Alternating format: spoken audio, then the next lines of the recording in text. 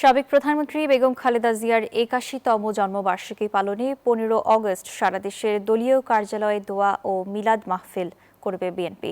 দুপুরে কেন্দ্রীয় কার্যালয়ে এক সংবাদ সম্মেলনে এই কথা জানান বিএনপির সিনিয়র যুগ্ম মহাসচিব রুহুল কবির রিজভী। বিএনপি ও অঙ্গ সংগঠনের নেতাকর্মীরা এই কর্মসূচি যথাযোগ্য মর্যাদার সাথে পালন করবেন। ১৯৪৬ সালের ১৫ অগস্ট খালেদা জিয়া জন্মগ্রহণ করেন। তিনি গত বছরের ৩০ ডিসেম্বর মারা যান। খালেদা জিয়া বাংলাদেশের ৩ বার প্রধানমন্ত্রীর দায়িত্ব পালন করেন।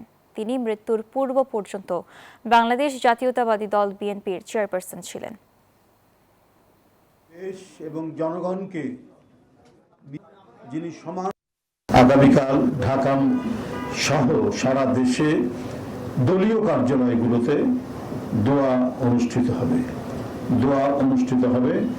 ঢাকায় পল্টনে নয়াপল্টনের কেন্দ্রীয় কার্যালয়ে সকাল 11টায় দোয়া অনুষ্ঠানটি হবে।